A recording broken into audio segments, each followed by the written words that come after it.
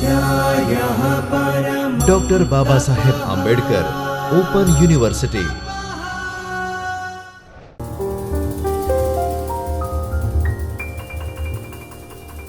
નમસ્કાર વિદ્યાર્થી મિત્રો, ડૉક્ટર બાબા સાહેબ આંબેડકર ઓપન યુનિવર્સિટીના ચૈતન્ય સ્ટુડિયોમાં હું doctor Deeptiba Gohil, assistant professor in political science, આપ સૌનું હાર્દિક સ્વાગત કરું છું. વિદ્યાર્થી મિત્રો, આજના વિડીયો લેક્ચરમાં પેપર નંબર 3 કે જેનું નામ છે ભારતીય સરકાર અને રાજકારણ, જે અંતર્ગત આપણે વાત કરીશું ભારતીય બંધારણના લક્ષણોની. વિદ્યાર્થી મિત્રો, આની અગાઉના લેક્ચરમાં પણ આપણે ભારતીય બંધારણના લક્ષણો સમજી ચૂક્યા છે, પરંતુ આ લાક્ષણિકતાઓ ઘણી બધી છે, એટલે એક વિડીયો લેક્ચરમાં પોસિબલ નથી કે હું બધી જ તમને સમજાવી શકું. એટલે લાક્ષણિકતાઓના આપણે 2 વિભાગો પાડેલા છે, જેમાં અગાઉના લેક્ચરમાં મેં તમને લાક્ષણિકતાઓ સમજાવી કે જે ન્યાયતંત્ર સુધીની લાક્ષણિકતાઓ આપણે સમજી ચૂક્યા છે, કે બંધારણ સભા દ્વારા બંધારણનું ઘડતર કરવામાં આવેલું છે, સમવાય પ્રથાનો સ્વીકાર કરેલો છે, સંસદીય સરકારનો સ્વીકાર કરવામાં આવેલું છે, સાર્વભૌમ લોકશાહી પ્રજાસત્તાક એવું રાજ્ય આપણે અમલમાં મૂક્યું છે, સળંગ અને એકીકૃત ન્યાયતંત્ર આપણે ત્યાં જોવા મળે છે. તો આ કેટલીક લાક્ષણિકતાઓ આપણે ભારતીય બંધારણની જોઈ અગાઉના લેક્ચરમાં. આજના આ લેક્ચરમાં એ ઉપરાંતની જે બીજી કેટલીક લાક્ષણિકતાઓ જે છે ભારતીય બંધારણની, એનો આપણે અભ્યાસ કરીશું. સમગ્ર આ વિડીયો લેક્ચરની, આજના વિડીયો લેક્ચરની રૂપરેખા આખી આ પ્રમાણેની રહેશે. સૌપ્રથમ તો મારા ઉદ્દેશ્ય જે છે એ હું તમારી સામે મૂકીશ, પૂર્વ ભૂમિકા રૂપે બાબતો પ્રસ્તાવના જણાવીને આખા જ લક્ષણો હું તમને વિગતવાર સમજાવીશ, અને છેલ્લે કેટલીક સારાંશરૂપ બાબતો જોયા બાદ હું તમને કેટલાક સ્વાધ્યાય આપીશ. એ સ્વાધ્યાય એવા હશે કે સમગ્ર વિડીયો લેક્ચરના આધારે તમે તમારું સ્વમૂલ્યાંકન કરી શકશો કે આ આટલા ટોપિક્સનો આજે મેં અભ્યાસ કર્યો, તો આના આધારે હું જાતે જ આના ખરા ખોટા કે વિગતવાર પ્રશ્નોના જવાબ આપી શકું. તમે પ્રેક્ટિસ કરી શકશો. એટલે આજના આ વિડીયો લેક્ચરનો મારો જે ઉદ્દેશ્ય છે એ મુખ્ય એ છે કે તમે ભારતીય બંધારણના લક્ષણો જાણી શકશો, એની લાક્ષણિકતાઓ કેવા પ્રકારની છે. આપણે ભારતીય બંધારણના લક્ષણો ઉપર સીધા જ જઈએ, કારણ કે આના અગાઉના લેક્ચરમાં મેં તમને આખી જ પૂર્વ ભૂમિકા આપી દીધેલી છે કે ભારતનું બંધારણ કઈ રીતે ઘડવામાં આવેલું છે, બંધારણ સભાનું આખું એનું કઈ રીતે એની પૂર્વ ભૂમિકામાં એનો રોલ, એનો ફાળો કયો છે, એની આપણે ચર્ચા કરી છે. તો આજે આ વિડીયો લેક્ચરમાં આપણે સીધા મુદ્દા ઉપર જઈએ છીએ કે ભારતીય બંધારણની લાક્ષણિકતાઓમાં આગળ જો હવે આપણે સમજીએ તો છે કે સુપરિવર્તનશીલ બંધારણ અને દુષ્પરિવર્તનશીલ બંધારણ. વિદ્યાર્થી મિત્રો, કોઈ પણ દેશનું બંધારણ, જે લોકશાહી દેશ છે ત્યાં એ દેશનું બંધારણ અથવા તો સુપરિવર્તનશીલ છે અથવા તો દુષ્પરિવર્તનશીલ. તમે FYBAમાં આ બંને વિભાવનાઓ, આ બંનેના ખ્યાલો સમજી ચૂક્યા છો કે સુપરિવર્તનશીલ બંધારણ એટલે શું, દુષ્પરિવર્તનશીલ બંધારણ એટલે શું. છતાં આપણે ફરીવાર એને જો યાદ કરી લઈએ અત્યારે, તો જે દેશનું બંધારણ અને બંધારણની અંદરની બાબતોમાં ફેરફાર કરવો હોય સમય સંજોગને અનુરૂપ, તો બંધારણમાં ફેરફાર કરવાની પદ્ધતિ સીધી અને સરળ હોય, સરળ પદ્ધતિથી એમાં ફેરફાર શક્ય હોય, તો એ દેશના બંધારણને સુપરિવર્તનશીલ બંધારણ તરીકે ઓળખવામાં આવે છે. દુષ્પરિવર્તનશીલ બંધારણ એટલે એવું બંધારણ કે જેમાં ફેરફાર કરવા માટેની પદ્ધતિ વિશિષ્ટ હોય, ઝડપથી ફેરફાર શક્ય ન બનતો હોય, થોડોક સમય માંગી લે એવા પ્રકારનું બંધારણ હોય, ફેરફાર માટે સમય જોઈએ ને, તો એ દુષ્પરિવર્તનશીલ બંધારણ છે. જ્યારે ભારતનું બંધારણ એ ન તો ખૂબ સુપરિવર્તનશીલ છે કે તમે ધાર્યો એ ફેરફાર ચલો કરી દીધો, ગમે તે સરકાર આવી, ગમે તે પક્ષ આવ્યો અને ગમે તે સત્તાધારી વ્યક્તિએ મનમાં આવ્યો એ મુજબ અમલમાં મૂકીને ફેરફાર કરી દીધો, એટલું બધું સુપરિવર્તનશીલ પણ નથી. અને દુષ્પરિવર્તનશીલ પણ એટલું બધું નથી કે સમય સંજોગ અનુરૂપ આપણે તાલ ન મિલાવી શકીએ કે એમાં ફેરફારને અવકાશ ન રાખવા દઈએ. આ બંનેનો સુભગ સમન્વય આપણા બંધારણમાં જોવા મળે છે. એટલે કેટલીક બાબતો એવી છે કે જેમાં ઝડપથી ફેરફાર કરવો હોય તો શક્ય પણ બને, અને કેટલીક બાબતો એવી છે કે જેમાં ફેરફાર કરવા માટે કેન્દ્ર સરકારે રાજ્યની સંમતિ પણ એમાં અનિવાર્ય છે. તો આ રીતે આ બંનેનો સમન્વય આપણે ત્યાં જોવા મળે છે. ત્યાર પછીની નેક્સ્ટ આપણે લાક્ષણિકતા જોઈએ, કાયદાનું શાસન. કાયદાનું શાસન એટલે શું? એક જ સિમ્પલ વાક્યમાં જો આપણે સમજીએ તો સૌની માટે કાયદો સમાન, કાયદા માટે સૌ સમાન. આ કાયદાનું શાસન. એક સમાન કાયદો બધાને સરખી રીતે લાગુ પડે. એ ટોપ ઉપર રહેલા વડાપ્રધાનના સંતાનને પણ એટલો જ લાગુ પડે છે જેટલો ચપરાસીના સંતાનને લાગુ પડે છે. એટલે કાયદાની સમક્ષ કોઈ ભેદભાવ નથી, બધા સમાન છે. જ્ઞાતિ, જાતિ, ધર્મ, ભાષા, પ્રદેશ, લિંગ, કોઈ પણ પ્રકારના ભેદભાવ વગર કાયદો બધાને સમાન રીતે જોવે છે. અને એવી જ રીતે બધા માટે કાયદો સમાન છે.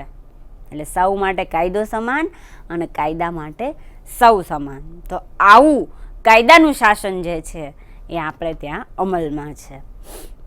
સ્વાભાવિક છે કે જ્યારે આપણે કાયદાની વાત કરીએ છીએ તો આના અગાઉના વિડીયો લેક્ચરમાં ભારતીય બંધારણની લાક્ષણિકતાઓ મેં તમને સમજાવેલું કે ભારતનું ન્યાયતંત્ર એ તટસ્થ નિષ્પક્ષ ન્યાયતંત્ર છે અને એકીકૃત ન્યાયતંત્ર છે. પિરામિડ આખાનું આખું પિરામિડ આકારનું માળખું આપણને જોવા મળે કે જેમાં સૌથી ટોપ ઉપર સર્વોચ્ચ અદાલત છે, ત્યારબાદ રાજ્ય કક્ષાએ વડી અદાલત છે, ત્યારબાદ નીચલી અદાલતો છે.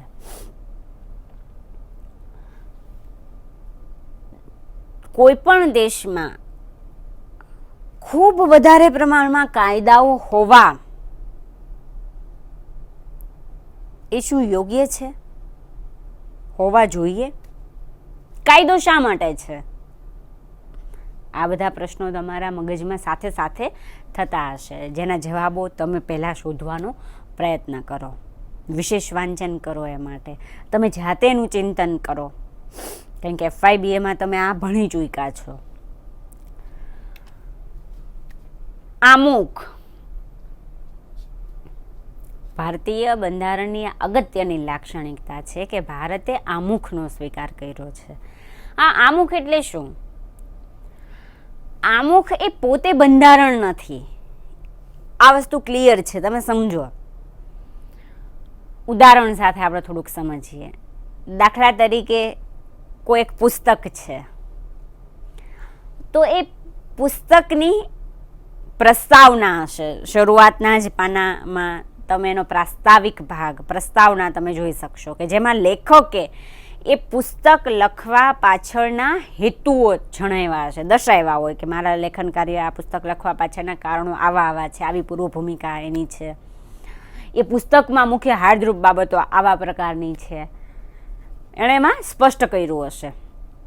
તો એ પ્રસ્તાવના વાંચવાથી આપણે અંદાજો કરી શકીએ છીએ કે આખું જ પુસ્તક કેવા થીમ ઉપર છે, એ શું કહેવા માંગે છે, એનો ઉદ્દેશ્ય શું છે, ને એમાં હાર્દરૂપ બાબતો કઈ છે, એનું એસેન્સ એમાં આપણને જોવા મળે છે.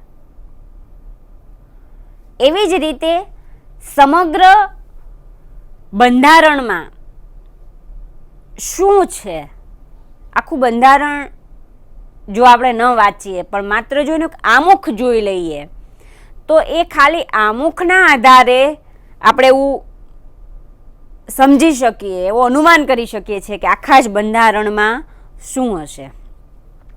એટલે બંધારણને સમજવાની ગુરુ ચાવી, એવું આપણે એક શબ્દ પ્રયોગ એની માટે કરવામાં આવેલો છે કે બંધારણને સમજવાની ગુરુ ચાવી એ આમુખ છે. આમુખ એ બંધારણની પ્રસ્તાવના છે.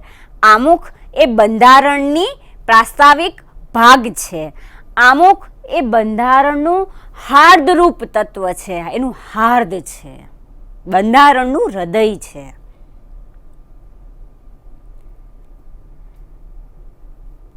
હવે આ આમુખમાં કેટલાક આદર્શો, કેટલાક સિદ્ધાંતોની આપણે વાત કરેલી છે, કારણ કે આમુખ બહુ જબરજસ્ત છે. તમે યાદ કરો વિદ્યાર્થી મિત્રો કે જ્યારે આપણે નાના હતા, પ્રાથમિક શિક્ષણ જ્યારે આપણે લેતા હતા, ત્યારે મને ખાસ યાદ આવે છે કે મારા પ્રાથમિક શાળાના જે દિવસો હતા એમાં મારા શિક્ષક જ્યારે લેક્ચરની ક્લાસની જ્યારે શરૂઆત થાય છે ત્યારે શરૂઆતમાં જ આપણને પ્રાર્થના બોલાવે છે અને આપણે પ્રતિજ્ઞા એવું કરીને આપણે બોલીએ છીએ કે અમે ભારતના લોકો, ત્યાંથી શરૂઆત કરીને આ બાબતનું ધ્યાન રાખીશું, આ કરીશું. તો આ શું હતું? એ આમુખ હતું વિદ્યાર્થી મિત્રો. આમુખનો કેટલોક અગત્યનો ભાગ એમાંથી લઈને આપણા પાઠ્યપુસ્તકોમાં એ મૂકવામાં આવેલો છે અને દરરોજ આપણે પ્રતિજ્ઞા તરીકે આપણે એનો અભ્યાસ કરતા હતા, જેથી એક જીવન રીતિ તરીકે મૂલ્યોને આપણે જીવનશૈલીમાં એને ખરા અર્થમાં મૂકીને લોકશાહીને ચરિતાર્થ કરી શકીએ. કારણ કે છેલ્લે તો લોકશાહીનો અમલ ત્યારે જ શક્ય બને ખરા અર્થમાં જ્યારે તમારા જીવનશૈલીમાં, જીવન રીતિ તરીકે એના મૂલ્યોને તમે પચાવી શકો, એને અમલમાં મૂકી શકો. તો આવું વિશિષ્ટ પ્રકારનું એવું આમુખ એ ભારતે અપનાવ્યું છે અને એટલા માટે જ ભારતીય બંધારણની આ અગત્યની લાક્ષણિકતા છે કે તેણે આમુખનો સ્વીકાર કરેલો જોવા મળે છે, કે જેમાં દરેકને સમાન તક મળી રહે એના દરજ્જાની, કે સામાજિક, રાજકીય, આર્થિક ન્યાયના સંદર્ભમાં, તકના સંદર્ભમાં, વાણી, અભિવ્યક્તિ, માન્યતાના સંદર્ભમાં દરેકને પોતાની ઈચ્છા મુજબનું વાતાવરણ મળે, તક મળે, એવી અભ્યર્થના એમાં રાખવામાં આવેલી છે, જે એનું હાર્દરૂપ બાબત છે. કારણ કે છેલ્લે તો માણસને સ્વતંત્રતાની સાથે સાથે સમાનતા જોઈએ છે, એને ન્યાય જોઈએ છે, એને અભિવ્યક્તિ જોઈએ છે, એને એનો વિકાસ જોઈએ છે. અને આ બધું લોકશાહીમાં ત્યારે જ શક્ય બને છે જ્યારે ખરા અર્થમાં તમે એને જીવો, માણો અને અમલમાં મૂકો. મૂળભૂત અધિકારોને બંધારણમાં સ્થાન. વિદ્યાર્થી મિત્રો, આપણા બંધારણની સૌથી અગત્યની લાક્ષણિકતા છે કે ભારતીય બંધારણમાં જ મૂળભૂત અધિકારોને સ્થાન આપવામાં આવેલું છે. સ્વાભાવિક છે કે મૂળભૂત અધિકારો એટલે શું એવું તમને થાય તો ક્યાંક બીજા વિડીયો લેક્ચરમાં હું આ મુદ્દો આવરી લઈશ અને તમે સમજી ચૂક્યા અથવા હવે પછી સમજશો કે મૂળભૂત અધિકારો એટલે શું. એક ઝલક ખાલી જો એની આપણે જોઈએ તો ભારતીય બંધારણમાં કુલ અત્યારે વર્તમાન સમયમાં 6 પ્રકારના મૂળભૂત અધિકારો આપવામાં આવેલા છે. એ 6 અધિકારોને જો આપણે જોઈએ તો એ અધિકારો આ પ્રમાણેના છે.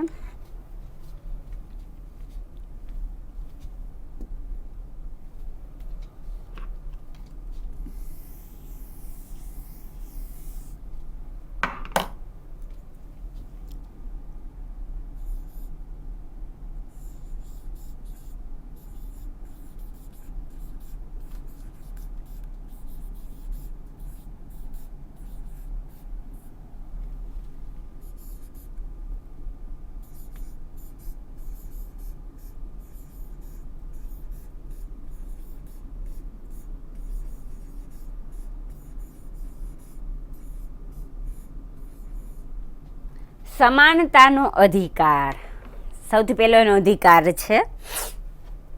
આ સમાનતાનો અધિકાર એટલે કયા અર્થમાં વિદ્યાર્થી મિત્રો?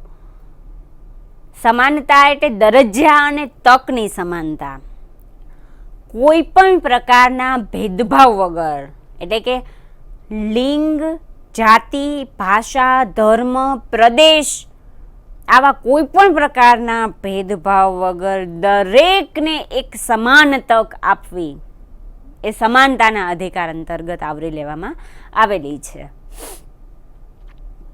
14 થી 18 કલમ 14 થી 18 આ સમાનતાનો અધિકાર આપવામાં આવેલો છે.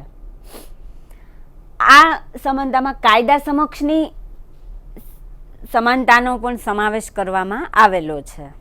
તકની સમાનતાના સંદર્ભમાં પણ આપણે આ મુદ્દો લઈ શકીએ. દરજ્જાની અને તકની સમાનતા, સ્ત્રી પુરુષનો કોઈ ભેદભાવ નથી, શહેર કે ગ્રામીણ, ગરીબ કે તવંગર, અથવા તો જ્ઞાતિના આધારે કે ધર્મના આધારે કે પ્રદેશના આધારે કે ભાષાના આધારે કોઈ પણ પ્રકારના ભેદભાવ વગર દરેકને એક સમાન તક આપવામાં આવેલી છે જાહેર નોકરી મેળવવાનું, શિક્ષણ મેળવવાના બાબતમાં. બીજો એનો જે મૂળભૂત અધિકાર છે એ છે સ્વતંત્રતાનો અધિકાર.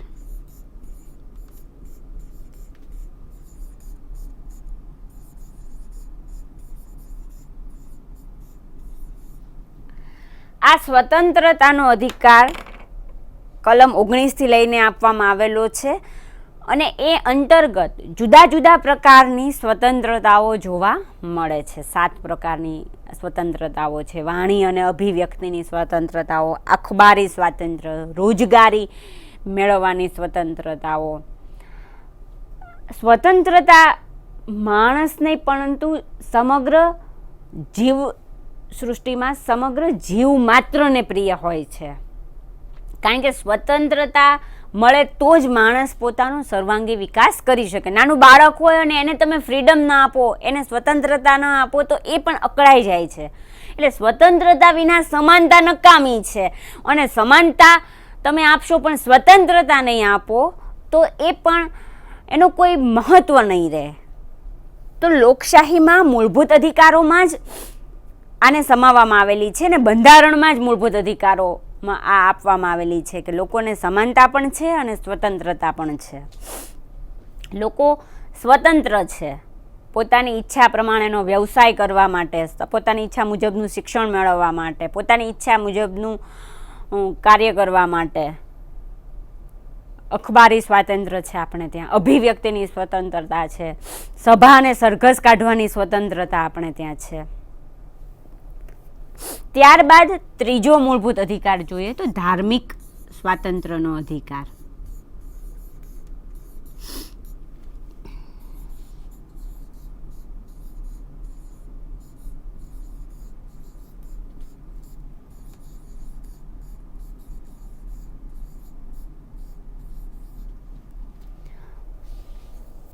આ ધાર્મિક સ્વાતંત્ર્યનો અધિકાર એટલે અહીંયા એ વાત સમજવી ખૂબ જરૂરી છે કે ભારતને પોતાનો કોઈ રાજ્ય ધર્મ નથી, એને કોઈ રાજધર્મ નથી. એનો જેવી રીતે પાકિસ્તાનને પોતાનો રાજધર્મ છે એવી રીતે ભારતને પોતાનો રાજધર્મ કોઈ નથી. એટલે ધર્મ નિરપેક્ષ છે, બિન સાંપ્રદાયિક રાજ્ય છે આપણું. પરંતુ રાજ્યમાં, દેશમાં વસવાટ કરતા લોકો પોતાની ઈચ્છા મુજબનો ધર્મ અપનાવી શકે, એનો અંગીકાર કરી શકે, એનું સંવર્ધન કરી શકે, એનો પ્રચાર પ્રસાર કરી શકે, એની શૈક્ષણિક સંસ્થાઓ માન્યતા પ્રાપ્ત લઈને એ ખોલી શકે, એનું શિક્ષણ આપી શકે.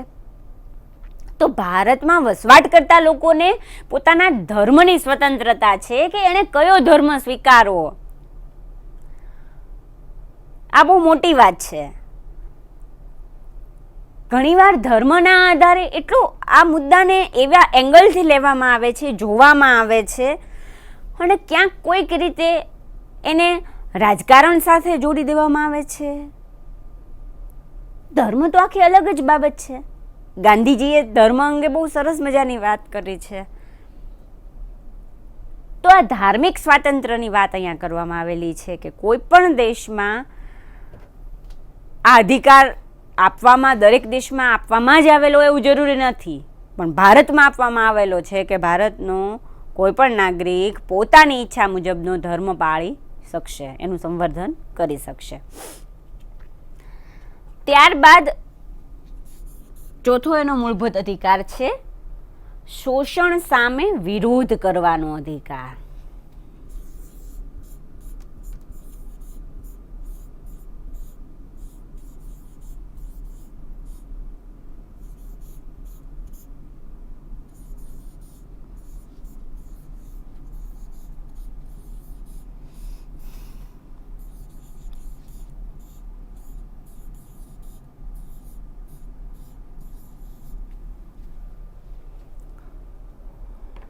શારીરિક શોષણ હોય કે માનસિક શોષણ હોય, શોષણ એ શોષણ છેલ્લે છે. 14 વર્ષથી નીચેની ઉંમરના બાળકો પાસે ભારેખમ કારખાનાઓમાં મશીનોમાં કામ કરાવી શકાય નહીં. એ બાળ મજૂરી છે કે જે ગુનો બને છે. કારણ કે તમે બાળકનું શોષણ કરો છો. એની રમવાની ઉંમર છે, એની અભ્યાસની ઉંમર છે, જે ઉંમરે અન્ય બાળકો એની ઉંમરના બાળકો એ વસ્તુ કરી જ રહ્યા હોય છે અને તમે એને વંચિત રાખો છો અને અન્ય કામમાં જોતરો છો. દહેજને કારણે પણ શોષણ ઘણીવાર થતું હોય.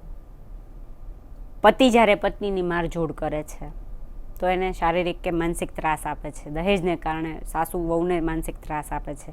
તો શોષણનો પ્રકાર ગમે તે હોય, શારીરિક હોય કે માનસિક હોય, પણ એનો વિરોધ કરવાનો તમને અધિકાર, મૂળભૂત અધિકાર બંધારણમાં આપવામાં આવેલો છે કે તમે પોલીસમાં જઈને એની નોંધ કરીને એની ફરિયાદ કરી શકો છો. ન્યાયતંત્ર પાસે જઈને તમે એનો ન્યાય માંગી શકો છો. અદાલતના દરવાજા તમે ખખડાવી શકો છો. તો આ પણ એક અગત્યનો અધિકાર છે, શોષણનો અધિકાર. 5મો મૂળભૂત અધિકાર જો આપણે જોઈએ તો એ છે શૈક્ષણિક અને સાંસ્કૃતિક અધિકાર.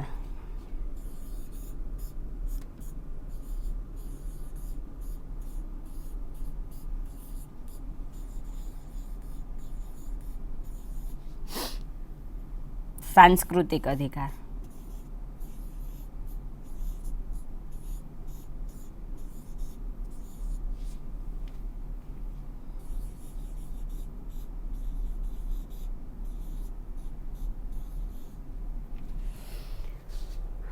આ મૂળભૂત અધિકાર અંતર્ગત દરેકને એ અધિકાર છે કે પોતે પોતાની મરજીમાં આવે છે ત્યાં સુધીનું શિક્ષણ પ્રાપ્ત કરી શકે. એ તક એને આપવામાં આવે. એના પ્રતિકૂળ સંજોગો હોય, એ નથી કરતો, એની મરજી, પરંતુ દરેકને આ સમાન અધિકાર છે કે તે ધારે એટલું શિક્ષણ પ્રાપ્ત કરી શકશે.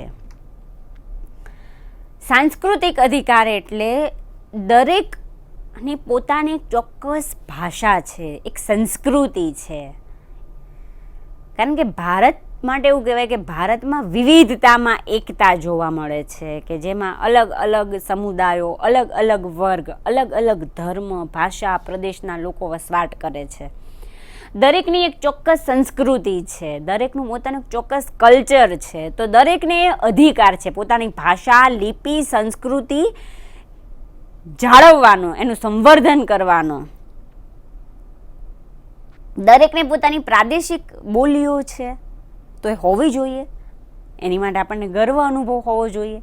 ક્યાંક જ્યાં છ બોલવામાં આવે છે તો અન્ય પ્રદેશના લોકો એની બદલે સ બોલે છે, અન્ય બીજા પ્રદેશના લોકો સની બદલે એની અવેજીમાં ચ શબ્દ બોલે. તો એની માટે કોઈ શરમ સંકોચ નથી. શુદ્ધ ઉચ્ચારણ, હા ચોક્કસ હું એનો આગ્રહ રાખું છું, પણ તમારી પ્રાદેશિક જે ભાષાઓ છે, રિજિયોનલ જે લેંગ્વેજ છે, એ તો વણાયેલી છે તમારા લોહીમાં. તો દરેકને અધિકાર છે કે પોતે પોતાના પ્રદેશની, રાજ્યની ભાષા, એની સંસ્કૃતિ, એનો પહેરવેશ, એની ખાણીપીણી એ જાળવે, એનું સંવર્ધન કરે. કોઈ તમને એમ કરતાં અટકાવી શકે નહીં. તો આ શૈક્ષણિક અને સાંસ્કૃતિક અધિકાર આપણને આપવામાં આવેલો છે. અને સૌથી છેલ્લો અધિકાર 6થા નંબરનો, કે જે છે બંધારણીય ઇલાજનો અધિકાર.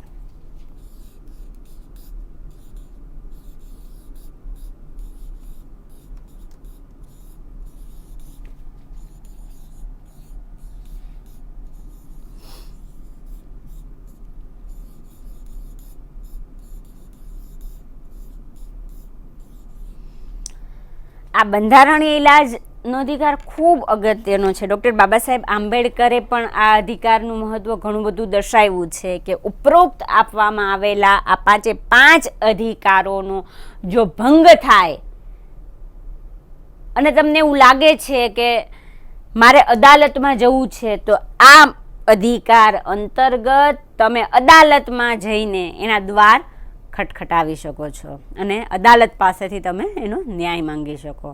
તો આ બંધારણીય ઇલાજનો અધિકાર છે કે જે ખરા અર્થમાં અધિકારોને ભોગવવાની તક આપે છે.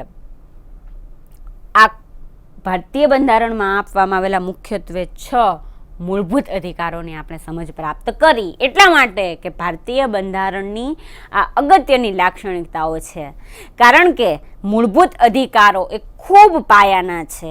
કોઈ પણ વ્યક્તિનો જ્યારે સર્વાંગી વિકાસ કરવો છે, એનો સામાજિક, આર્થિક, ધાર્મિક, રાજકીય, શૈક્ષણિક, વૈચારિક, નૈતિક આ તમામ પ્રકારનો વિકાસ ત્યારે જ શક્ય બને છે જ્યારે એ દેશની પ્રજાને, નાગરિકને મૂળભૂત અધિકારો આપવામાં આવે, એને સ્વતંત્રતા આપવામાં આવે, એને સમાનતા આપવામાં આવે.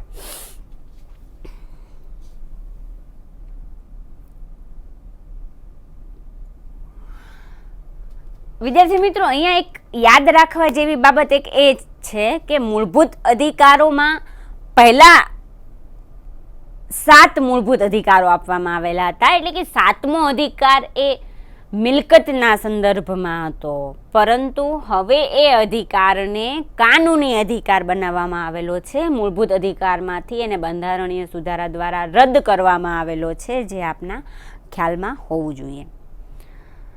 ખૂબ પાયાના આ અધિકારો છે. લાસ્કીએ એણે હકોને પાયાની શરત ગણાવી છે. રાજ્યનીતિના માર્ગદર્શક સિદ્ધાંતોનો સ્વીકાર, આ પણ ભારતીય બંધારણની ખૂબ અગત્યની લાક્ષણિકતા છે. તો સ્વાભાવિક જ તમને એવું થાય કે આ રાજ્યનીતિના માર્ગદર્શક સિદ્ધાંતો એટલે શું, મૂળભૂત અધિકારોથી કઈ રીતે અલગ પડે છે? તો સમજવા જેવી વાત એ છે કે મૂળભૂત અધિકારોનો જો ભંગ થાય તો વ્યક્તિ અદાલતમાં જઈ શકે છે. એટલે કે એની પાછળ, એના અમલ પાછળ રક્ષણની જોગવાઈઓ મૂકવામાં આવેલી છે. એટલે કે કાનૂની પીઠબળ છે. જ્યારે રાજ્યનીતિના માર્ગદર્શક સિદ્ધાંતો, કે જેને નીતિદર્શક સિદ્ધાંત તરીકે પણ ઓળખવામાં આવે છે, ડાયરેક્ટિવ પ્રિન્સિપલ્સ, કે જે શબ્દ જેવું સૂચવે છે કે જે ડાયરેક્શન આપવાનું કામ કરે છે, જે પથદર્શક છે, જે દિશા સૂચન કરે છે કે આદર્શ રાજ્યમાં આદર્શ સમાજની રચના માટે, આ આદર્શ વ્યવસ્થાના નિર્માણ માટે આટલી આવી પરિસ્થિતિઓ હોવી જોઈએ અને એ પરિસ્થિતિઓનું નિર્માણ આવા સજેશનથી કરી શકાય, કે જે ડાયરેક્શન આપે, દીવા દાંડી સમાન છે રાજ્ય માટે. તે સરકારને માર્ગદર્શન આપે છે, સૂચન આપે છે. પરંતુ સરકાર માટે આ નીતિદર્શક સિદ્ધાંતોનો અમલ કરવો એ રાજ્ય માટે કમ્પલસરી નથી, ફરજિયાત વિષય નથી. હા, એની મરજીમાં આવે, એને અનુકૂળ આવે છે એટલા અમલમાં મૂકી શકે, વેલ એન્ડ ગુડ. કારણ કે આ નીતિદર્શક સિદ્ધાંતોના અમલ પાછળ કોઈ કાનૂની પીઠબળ નથી. સજેસ્ટ કરવામાં આવેલા છે કે યોગ્ય વ્યવસ્થા માટે તમે આ રીતે ચાલો, આ રીતે કરો, વધારે યોગ્ય રહેશે. પણ જો એનો અમલ ના થાય, રાજ્ય ના કરે, રાજ્યનું મૂર્ત સ્વરૂપ છેલ્લે તો સરકાર છે, સરકાર ના કરે, તો અદાલતમાં જઈ શકાતું નથી. એટલે એની પાછળ કાનૂની પીઠબળ નથી. એવું આપણે આ મુદ્દાઓમાં જ્યારે સમજીએ ત્યારે આ તફાવત આપણે સમજવો પણ પડે અને યાદ પણ રાખવો પડે છે. આ રાજ્યનીતિના માર્ગદર્શક સિદ્ધાંતોમાં તો શું એવું છે? તો સ્વાભાવિક છે કે આદર્શ શું મૂલ્ય સાથે સંકળાયેલી બાબત છે કે શું હોવું જોઈએ, શું છે અને શું હોવું જોઈએ. એટલે કે અર્થવ્યવસ્થાના સંદર્ભમાં, સામાજિક વ્યવસ્થાના સંદર્ભમાં, ખાસ કરીને રાજકીય વ્યવસ્થાના સંદર્ભમાં એ મૂલ્યવર્ધક આદર્શોને એમાં પ્રસ્થાપિત કરે છે. તો આ રાજ્યનીતિના માર્ગદર્શક સિદ્ધાંતો પણ એટલા જ અગત્યના છે એવું આપણે કહી શકીએ. ત્યારબાદ છે બિનસાંપ્રદાયિક ધર્મનિરપેક્ષ રાજ્ય. વિદ્યાર્થી મિત્રો, આ લાક્ષણિકતા પણ અગત્યની છે. મેં આ પૂર્વે પણ આપને સમજાવેલું છે કે ભારતને પોતાનો કોઈ રાજધર્મ નથી. ભારતે પોતે કોઈ ધર્મનો સ્વીકાર નથી કર્યો કે હિન્દુ, મોટાભાગની વસ્તી હિન્દુ છે, પણ છતાં હિન્દુએ પોતાનો રાજધર્મ નથી સ્વીકાર્યો. પરંતુ ભારતમાં વસવાટ કરતા લોકો પોતાની ઈચ્છા પ્રમાણેનો કોઈ પણ ધર્મ અંગીકાર કરી શકે છે, એનો વિકાસ કરી શકે છે, એનું સંવર્ધન કરી શકે છે. એ વ્યક્તિને અધિકાર આપવામાં આવેલો છે અને એટલા માટે જ ભારત પોતે બિન સાંપ્રદાયિક રાજ્ય છે, ધર્મ નિરપેક્ષ, એનો પોતાનો કોઈ ધર્મ નથી. છેલ્લી લાક્ષણિકતા આપણે જોઈએ બંધારણના લક્ષણોમાં, પછાત વર્ગ અને જાતિઓ માટે ખાસ જોગવાઈઓ. બંધારણના ઘડવૈયાઓ ખૂબ દીર્ઘદ્રષ્ટા એમણે વાપરી છે કે જ્યારે તમે શબ્દ કદાચ સાંભળેલો હશે કે સામાજિક સમરસતા. સમરસતા શબ્દ બહુ અગત્યનો છે કે સમાજમાં બધા સમાન છે.